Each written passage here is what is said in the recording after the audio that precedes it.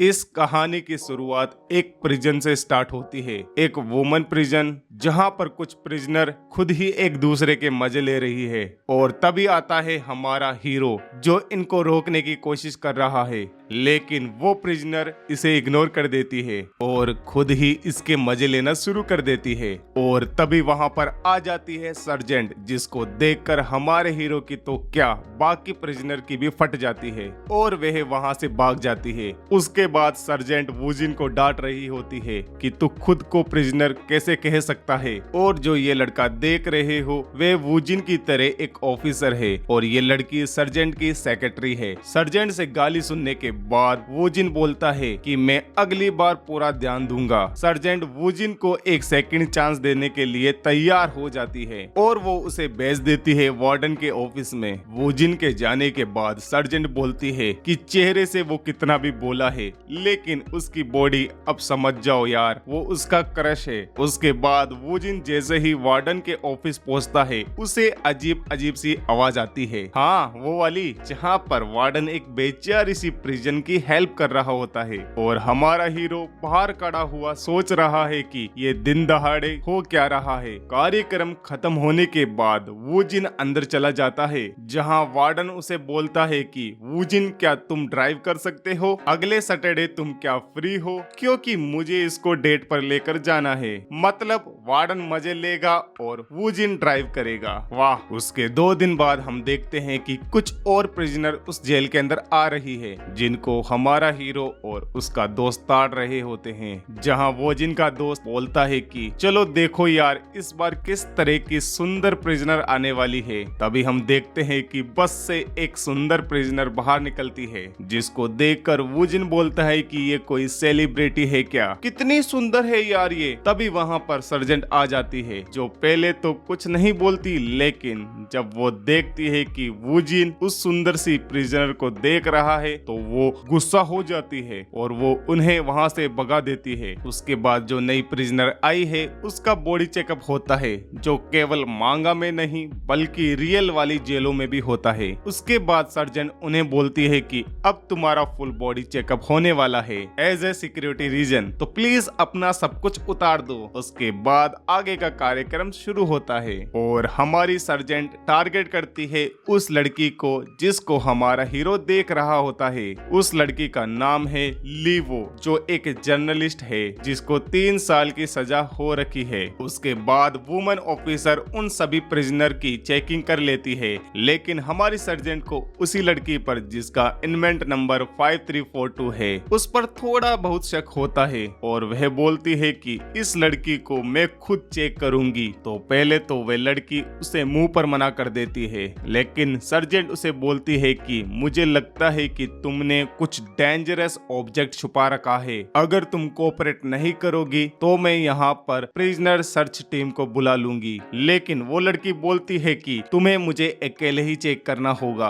और ये बात सुनकर सर्जेंट को गुस्सा आ जाता है और वे सीधे ही सर्च टीम को अंदर बुला लेती है, जिसके अंदर वूजिन भी होता है। और तभी 5342 बिना किसी फोर्स के मान जाती है और उसके बाद सर्जन उन सभी फोर्स टीम को वापस बाहर भेज देती है। और हमारे हीरो ने जो अंदर अभी अभी देखा ना, वो बाहर उसके बारे में सोच रहा है। उसके बाद हमारी सर्जेंट 5342 का फुल बॉडी चेकअप करती है और आप जानते हो फुल बॉडी चेकअप मतलब ऊपर से लेकर नीचे तक सब कुछ चेक करना। उसके बाद जब सर्जेंट फुल बॉडी चेकअप कर लेती है, वो बोलती है कि तुम्हारी हालत देखकर लग रहा है कि उन लड़कों को बाहर नहीं भेजना चाहिए था। ये बात सुनकर 5342 को गुस्सा आ जाता है और वो सर्जन को एक खींच कर चाटा मारती है, लेकिन सर्जन को कुछ फर्क पड़ता ही नहीं है। वो खड़ी होती है और उस लड़की के बाल पकड़ के खींच लेती है। उसके बाद बाकी जो नई प्रिजनर होती है वे 5342 की हेल्प करती है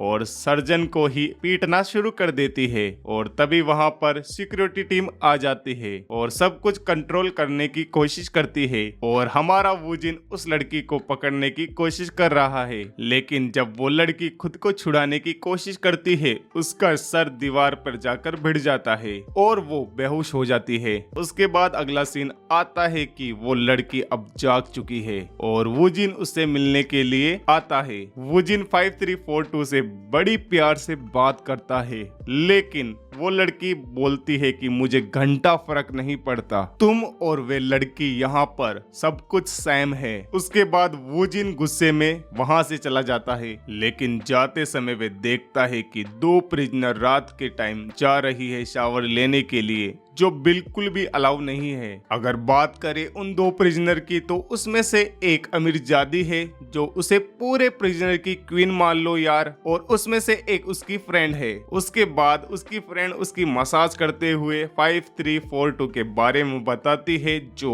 उसने आज किया उसके बारे में। उसके बाद सीन आता है 5342 का, जो अभी अपनी जेल के अंदर है, लेकिन वह जैसे ही रेस्टोरेंट जाने वाली होती है तभी वहाँ पर वूजिन का दोस्त आ जाता है। वो 5342 को बोलता है कि तुम जैसी सुंदर लड़कियों के लिए थोड़ी बहुत रफ जगह है, लेकिन तुम्हें कुछ हेल्प चाहिए तो मुझे बता देना। लेकिन वो लड़की उसे इग्नोर कर देती है और वो यहाँ पर हमारे हीरो वूजिन के बारे में सोच रही है कि वह बंदा कितना फ्रेंडली था यार। यहाँ पर वूजिन का दोस्त सोच रहा है कि इसकी तो मैं लूंगा, और तभी यहाँ पर सर्जेंट आ जाते हैं और उसका यहाँ पर एक और नेम है डीमन, जो क्या है वह आपको आगे पता चलेगा। उसके बाद सर्जेंट 5342 को बोलती है कि तुम्हारा रूम असाइन हो चुका है, इसीलिए तुम्हें उस रूम में जाना होगा। और उसका रूम किसने असाइन कराया, तो चलते हैं 2 घंटे पीछे, जहां पर सर्जेंट वार्डन के रूम में जाती है और वो देखती है कि यहाँ पर क्वीन तो ऑलरेडी बैठी हुई है, जहां पर हमें पता लगता है कि इस क्वीन के कहने पर वार्डन ने 5342 का रूम असाइन कराया है।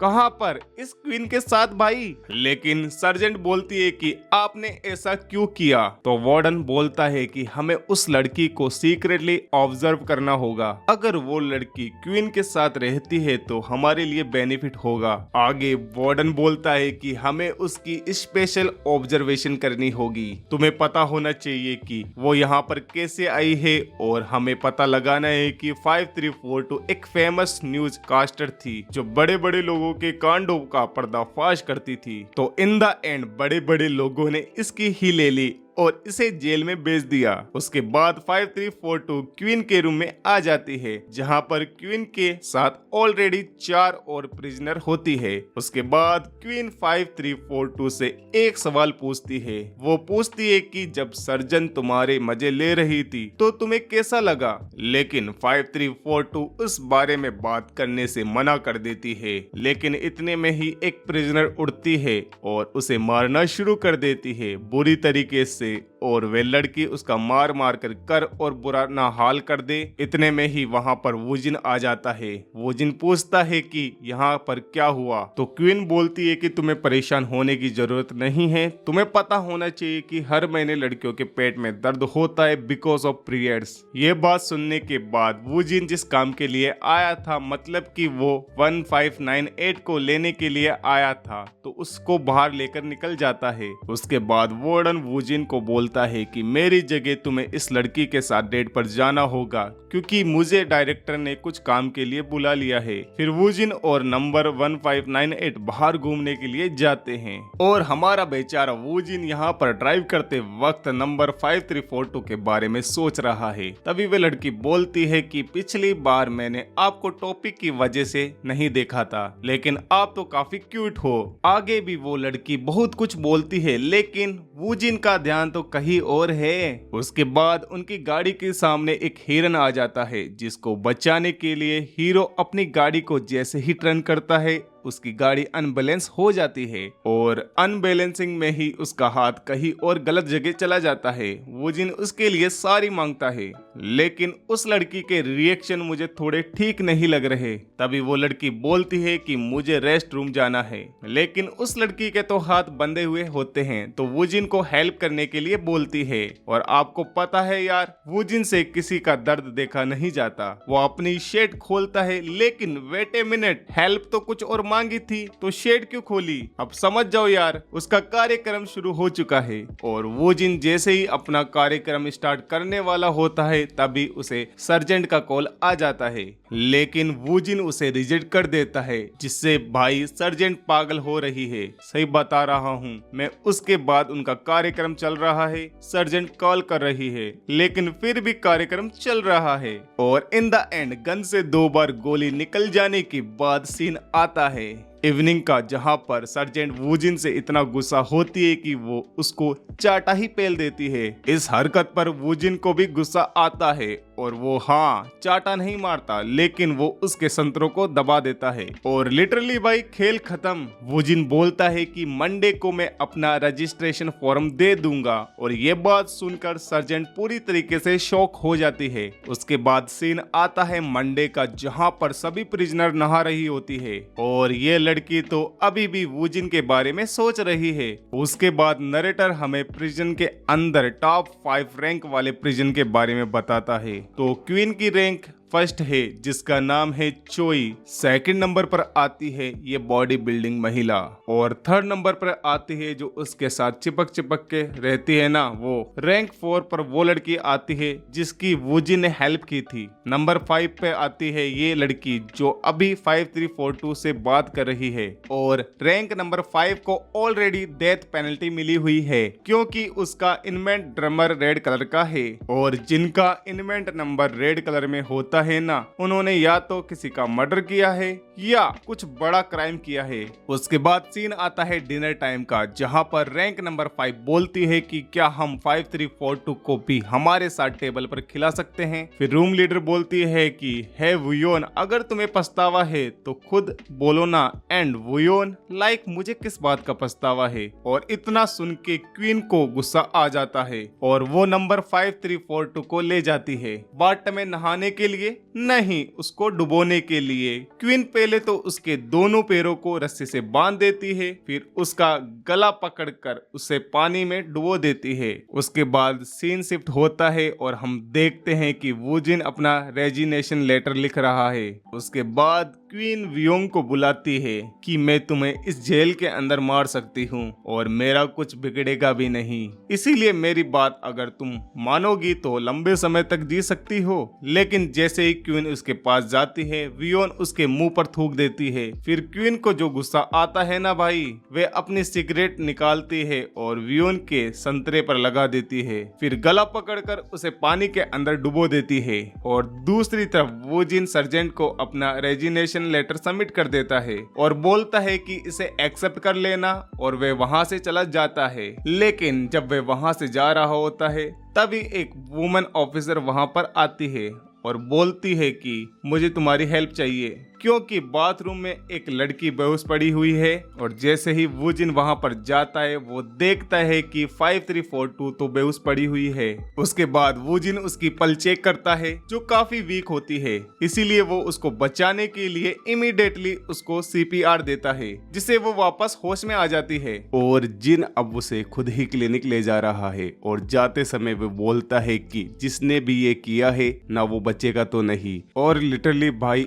इसकी धमकी सुनने के बाद इस ऑफिसर के अलावा वहां पर कोई भी नहीं डर रहा है। आगे हमें पता पड़ता है कि ये वुमन ऑफिसर भी क्वीन के लिए काम करती है, इसीलिए वो उसके रूम में जाकर उसे बता रही है कि आपके जाने के बाद वहां पर क्या क्या हो गया। फिर हम जिन और 5342 पर वापस आते हैं, जहां जिन उसे सिगरेट से जलते हुए निशान को नोटिस करता है, और अब जिन खुद ही उस जले हुए निशान को ठीक कर रहा है। और पानी में डूबने से वे पूरी तरीके से भीग गई थी ना, अब जिन खुद ही उसको साफ कर रहा है। साफ करते करते जिन का मीटर ऑन हो गया है और तभी वह लड़की जाग जाती है, और जागते ही वे जिन को गले लगा लेती है और बोलती है कि प्लीज मेरी हेल्प करो, मुझे यहाँ पर मरना नहीं है। उसके बाद हमारा हीरो भाई लॉक्ड इन एकदम डेडली लुक। उसके बाद हम सर्जेंट को देखते हैं जो जिन के रेजिग्नेशन लेटर के बारे में सोच रही है। वह उसे सॉरी का मैसेज करने वाली होती है, लेकिन वह ऐसा नहीं करती बल्कि उसे फोन करके वहीं वहीं बुला लेती है। जिन वहां आता है और देखता है कि साजन तो फुल नशे में है और वह जिन को भी ज्वाइन करने के लिए बोलती है, लेकिन पहले तो जिन मना कर देता है और बोलता है कि हमें यहाँ पर कोई देख लेगा। फिर साजन बोलती है कि मैं यहाँ पर 8 सालों से काम कर रही हूँ, कोई नहीं देखेगा। फिर जिन उसको ज्वाइन करता है और पूछता है कि क्या आपने मेरा रेजिग्नेशन लेटर अप्रूव किया। फिर सार्जेंट उससे पूछती है कि तुम फिर कहाँ जाओगे। जिन बोलता है कि ऐसी जगह जहाँ पर सुपीरियर किसी को मारता ना हो, और ये सुनकर सार्जेंट जिन को सॉरी बोलती है कि मैंने गुस्से में मार दिया। फिर वो जिन को अपनी पास्ट स्टोरी के बारे में बताती है कि वो स्टार्टिंग से इतनी टफ नहीं थी। सार्जेंट बोलती है कि मेरे डीमन बनने के पीछे एक रीजन था। फिर हम 7 साल पीछे जाते हैं जहां हम इसे जेल के वार्डन को देखते हैं जो एक एड वीडियो के थ्रू इस जेल की गुड साइड के बारे में बता रहा है।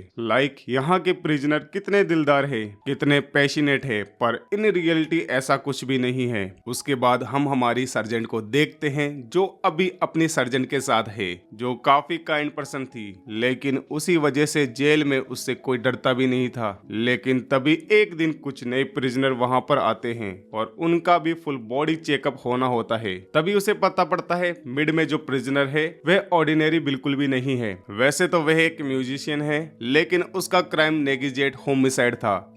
आप ड्राइव करते समय फोन चला रहे हो और आपने किसी को ठोक दिया। उसके बाद जैसे ही हमारी सार्जेंट उसको चेक करने के लिए ले जाती है, वो साइको उसे लात मार देती है और फिर वो अपने वहां से एक नाइफ निकालती है और हमारी सार्जेंट के सामने उसकी सार्जेंट का गला काट देती है। तभी जिन पूछता है कि उसके बाद क्या हुआ। सार्जेंट बोलती है कि फोर्स को आने में थोड़ा लेट हो गया था, तब तक मुझे उससे लड़ना पड़ा, उसी वजह से मुझे चोट भी लग गई थी, लेकिन उसके सार्जेंट की डेथ हो गई थी। तो ये रीजन था कि सार्जेंट प्रिजनर के साथ ऐसा बिहेव करती है। फिर सार्जेंट बोलती है कि तुम्हें पता है कि उस लड़की के साथ क्या हुआ, उसे बस 6 साल में छोड़ दिया गया। एंड जिन भी बस 6 साल। सार्जेंट बोलती है कि तो क्या मुझे उन प्रिजनर के लिए डेविल बनना बंद कर देना चाहिए। लेकिन जिन कुछ नहीं बोलता क्योंकि वो जानता है कि सार्जेंट इस टाइम सही है। उसके बाद जिन सार्जेंट को उसके रूम तक छोड़कर आता है, लेकिन सार्जेंट भी मैं भी एक लड़की हूँ, क्या हुआ अगर मैं ओल्ड हूँ तो मुझे भी लोनली फील होता है। उसके बाद जिन अपना स्टेमिना खत्म होने तक उसका लोनलीनेस दूर करता है, लेकिन वह साला एक माइंड गेम खेलता है। वो सार्जेंट से अथॉरिटी लेता है कि जैसा मैं बोलूंगा वैसा तुम्हें करना पड़ेगा, जिसका यूज वो 5342 को किन के रूम से ट्रांसफर करने के लिए करता है। उसके बाद हम 5342 को देखते हैं जो वापस अपने सेल में आकर काफी खुश है, लेकिन तभी वहां पर जिन का दोस्त आता है। वो उसके लिए कुछ स्नैक्स लेकर आया है, वे भी गिफ्ट रैप करके। लेकिन 5342 उसके मुंह पर बोलती है कि मुझे तुझ में कोई इंटरेस्ट नहीं है और आगे से ऐसा कुछ भी मत करना, मुझे ये सेक्सुअल हरेसमेंट जैसा लग रहा है। और ये बात सुनकर जिन के दोस्त को गुस्सा आ जाता है और वो उसके मुंह पर उसे वार्निंग देकर जाता है कि तू तो गई। उसके बाद सीन आता है कि कुछ प्रिजनर मिलकर खेल रहे होते हैं। तभी ये लड़की जिसकी जिन ने हेल्प की थी, वो जिन को देखकर फिर से मूड में आ रही है। उसके बाद वो लड़की जिन को बोलती है कि आज मैं तुम्हारे साथ एक्सरसाइज करूंगी। उसके बाद भाई वे दोनों मॉर्निंग में ही शुरू हो जाते हैं, लेकिन उनकी एक्सरसाइज की आवाज सुनकर जिन का दोस्त उन्हें देख लेता है। वे बंदा भी बेटा अकेले अकेले। उसके बाद जिन उसे बोलता है कि ये बात भाइयों के बीच में रहनी चाहिए, और वो बंदा भी चिल कर यार, क्योंकि मुझे भी किसी के साथ करना है। 5342 और ये सुनकर जिन को गुस्सा आ जाता है और वो उसे वार्निंग देकर वहां से चले जाते हैं। उसके बाद जिन का दोस्त समझ जाता है कि कुछ तो लोचा है मेरे भाई। फिर हम देखते हैं कि रैंक नंबर 5342 से बात करने के लिए उसके पास आती है। फिर 5342 बोलती है कि हमेशा मेरे साथ काइंडनेस रहने के लिए थैंक यू, लेकिन मैं उन लोगों में से हूँ जो जल्दी लोगों पर भरोसा नहीं करते। फिर रैंक नंबर 5 बोलती है कि तुम्हें मेरी आउटफिट में कुछ अजीब नहीं दिखता। फिर वो उसे अपने पास्ट के बारे में बताती है। वह बोलती है कि मैं भी किसी से प्यार करती थी और उसके साथ मेरे कई सारे हैप्पीएस्ट मोमेंट भी थे, लेकिन फिर उसने किसी ओर से शादी कर ली और उस लड़की को एक बच्चा भी होने वाला था। उसके बाद वह बोलती है कि मैं तुम्हें कभी माफ नहीं करूंगी और उसके घर पे पहुंच जाती है, जहां वो उस बंदे को, उसकी वाइफ को और उसके बेबी को जो अभी तक भी पैदा नहीं हुआ है, उन सभी को मार देती है और जाते जाते उस घर में आग भी लगा देती है। So that's white rank number 5 को पूरी लाइफ जेल में रहने की सजा सुनाई गई। फिर 5342 बोलती है कि तुमने काफी गलत किया, लेकिन रैंक नंबर 5 बोलती है कि कभी किसी से प्यार करना और जब वो दूर चला जाएगा तब तुम्हें पता पड़ेगा। उसके बाद सीन आता है जिन और सार्जेंट का, जो काफी खुश लग रहे हैं। जिन खुश है कि सार्जेंट ने अपना प्रॉमिस पूरा किया और सार्जेंट खुश है कि जिन खुश है। उसके बाद सार्जेंट नशे में प्रिजनर के रूप में आ जाती है और जब वो उसके ऊपर चढ़ रही होती है तो जिन बोलता है कि इसके टमाटर इतने मजेदार क्यों हैं? लेकिन जिन साला नारुतो फैन निकला और वह सार्जेंट के ऊपर 1000 ईयर्स ऑफ बेच से अटैक करता है। उसके बाद वो दोनों ऊपर जाते हैं जहां सार्जेंट उसे नारुतो की बाकी टेक्निक सिखाती है। उसके बाद हम क्वीन को देखते हैं जो वार्डन को बोल रही होती है कि तुम सार्जेंट को यहाँ से बाहर निकाल दो। वो वार्डन को लास्ट चांस देकर वहाँ से चली जाती है और अभी रात हो रही है, इसीलिए वुमन ऑफिसर सभी के लिए खाना लेकर जा रही होती है। लेकिन तभी जिनका दोस्त वहाँ पर आ जाता है और खाने में बेहोश करने वाली दवा मिला देता है। आज उसने सोच लिया है कि वे 5342 की तो लेकर रहेगा और उस कमीने ने वहां के सारे सीसीटीवी कैमरे भी बंद कर दिए। उसके बाद जैसे ही प्रिजनर वो खाना खाती है सभी बेहोश हो जाती है और 5342 भी। और जैसे ही जिनका दोस्त वहां पहुंचता है उसे एक आंटी पकड़ लेती है। वह आंटी उसे बोलती है कि पहले मेरी घंटी बचाओ वरना मैं सभी को बता दूंगी। ट्राई बॉल खेलने के बाद जिनका दोस्त जाता है मेन टारगेट पर यानी 5342 पर, लेकिन दूसरी तरफ वो वुमन ऑफिसर जिनको बता देती है कि एक ऑफिसर सेल रूम के अंदर गया था लेकिन वहां से अभी तक नहीं आया। ये सुनकर जिन समझ जाता है कि ये काम किसका है और जैसे ही वो कमीना कुछ कर पाता है जिन वहां पर पहुंच जाता है और लिटरली भाई जिन काफी गुस्से में है। वो उसको बोल रहा है कि अगर तूने कुछ भी किया ना तू बचेगा तो नहीं, लेकिन वो बंदा जिन के सामने सेल की चाबी मोड़ देता है और 5342 के साथ करने ही वाला होता है, लेकिन जिनके पास इलेक्ट्रिक गन होती है जिसे वे अपने दोस्त पर मार देता है और वे बंदा स्टेक। उसके बाद जिन कैसे न कैसे करके उस चाबी को सीधा करता है और अंदर जाकर उस बंदे को मार मार कर उसकी शक्ल ही बिगाड़ देता है। तभी जिन नोटिस करता है कि 5342 के मुंह से कुछ निकल रहा है। हाँ, जो आप सोच रहे हो वो तो बिल्कुल भी नहीं है। और फिर वो उसे डॉक्टर के पास ले जाता है जहाँ डॉक्टर उसे ठीक भी कर देते हैं। उसके बाद 5342 बोलती है कि उस रूम में और भी प्रिजनर है जो बेहोश है। फिर डॉक्टर उन्हें चेक करने के लिए वहां चली जाती है। उसके बाद जिनको थैंक यू बोलती है और उसे अपने पास बैठने के लिए कहती है। फिर उन दोनों के बीच में प्रोग्राम शुरू होता है और इसी बीच सार्जेंट को पूरे मैटर के बारे में पता पड़ता है और जैसे ही वो सेल के अंदर प्रिजनर की हालत देखती है उसे गुस्सा आ जाता है और फिर वो जिनके दोस्त को देखती है वो भी नग्गा। उसके बाद उसका सारा का सारा गुस्सा उसकी नुन्नी पर निकल जाता है और अब इस बंदे की मर्दानगी अब उसके शक के घेरे में है। उसके बाद डॉक्टर से सार्जेंट को पता पड़ता है कि 5342 और जिन भी अकेले हैं और सार्जेंट इमीडिएटली वहां पर भी पहुंच जाती है। दरवाजा खोलते वक्त उसके हाथ कांप रहे होते हैं कि प्लीज मैं जो सोच रही हूँ वैसा ना हो, लेकिन जैसे ही वे अंदर जाती है वह समझ जाती है कि वे सही सोच रही थी। इनफैक्ट वे पर्दे के पीछे से जिन और 5342 को भी देख लेती है। ये देखकर सार्जेंट को काफी सदमा पहुंचता है और उसको इतना गुस्सा आता है ना कि वह सीजर को उठाती है और नंबर 5342 के गले में घुसेड़ देती है। चिल करो यार, ये मजाक था, वो बस ऐसा करने की सोच रही थी। तभी वहां पर डॉक्टर आती है लेकिन सार्जेंट उसको वहां से बाहर ले जाती है। बाहर की आवाज सुनकर जिन समझ जाता है कि सार्जेंट ने हमें देख लिया। उसके बाद सीन आता है कुछ दिनों के बाद का, जहां ऑफ कोर्स सार्जेंट और जिन बात नहीं कर रहे होते और दूसरी तरफ जिनके दोस्त की प्रिजन में काफी खिल्ली उड़ रही है। कोई बात करना तो दूर, उसे देखना भी पसंद नहीं कर रहा। तभी जो ऑफिसर क्वीन के लिए काम कर रही है वो उसे क्वीन के पास ले जाती है, जहां क्वीन उसे साफ शब्दों में बोलती है कि अगर तू मेरा काम करेगा तो तू प्रिजन में किसी की भी ले सकता है, इनफैक्ट तेरे पास जो खड़ी है उसकी भी। लेकिन वो ऑफिसर उसे मना कर देती है, लेकिन क्वीन भी पहले उसे थप्पड़ मारती है और उसे दो चॉइस देती है, या तो जो अपार्टमेंट मैंने तेरे लिए खरीदा था उसे मैं वापस ले लूंगी और तेरी फैमिली को सड़क पर छोड़ दूं, या फिर तू इस बंदे के साथ कर। फिर उस बेचारी बंदी के पास कोई भी चॉइस नहीं बचती और वो दोनों किन के सामने ही शुरू हो जाते हैं। प्रोग्राम खत्म होने के बाद जिन का दोस्त क्वीन से पूछता है कि तुम मुझसे क्या करवाना चाहती हो। फिर क्वीन उसे अपना रियल प्लान बताती है कि उसे सार्जेंट को यहाँ से बाहर निकालना है और नंबर 5342 को मरवाना है। उसके बाद वे बंदा बोलता है कि मुझे भी उस कमीने जिन को खत्म करना है। जिसके बाद सीन आता है सार्जेंट और जिन का, जहां पर सार्जेंट जिन को प्रमोट करती है कि अगर मैं यहाँ पर नहीं होती हूँ तो तू खुद को कंसीडर कर सकता है एज ए एक्टिंग सार्जेंट। उसके बाद जिन सार्जेंट को ड्रिंक करने के लिए इनवाइट करता है, लेकिन सार्जेंट उसे मना कर देती है, लेकिन जाते जाते समय बोलती है कि मैंने अपना प्रॉमिस पूरा किया, अब से नंबर 5342 फर्स्ट बिल्डिंग में रहेगी। उसके बाद जैसे ही जिन फर्स्ट बिल्डिंग में जाता है वे देखता है कि एक सेल के अंदर दो ट्विंस खुद ही लगी पड़ी है। उसके बाद जिन का भी मन होता है और वे उन दोनों की ले लेता है। उसके बाद जिन सार्जेंट से मिलता है, लेकिन सार्जेंट को जिन से कोई बात नहीं करनी थी, लेकिन जिन फोर्सफुली सार्जेंट का हाथ पकड़ लेता है। फिर सार्जेंट जिन को प्रिजन से बाहर लेकर आती है और बोलती है कि भाई तुझे मुझसे क्या बात करनी है। फिर जिन उसे बोलता है कि मैं उस लड़की को डेट नहीं कर रहा हूँ, और ये बात सुनकर सार्जेंट को जोर जोर से हंसी आती है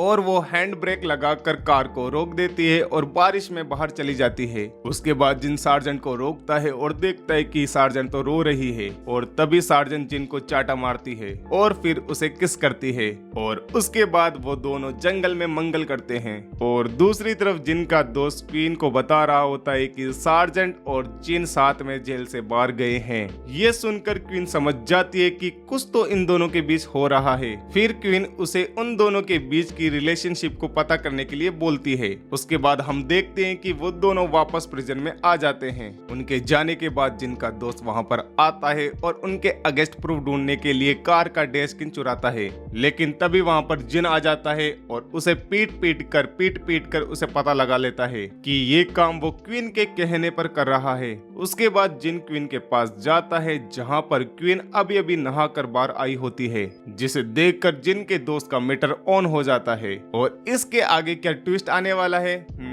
मुझे पता है तुम सालों सब कुछ जानना चाहते हो, जो कि आपको पता लगेगा इसके आने वाले नेक्स्ट पार्ट में। और अभी तक आप इस वाली वीडियो को देख रहे हो तो इस वाली वीडियो को लाइक कर देना, चैनल पे पहली बार हो तो चैनल को सब्सक्राइब कर देना। तो गाइज मैं मिलता हूं आपको नेक्स्ट वीडियो में। Chill then, good bye.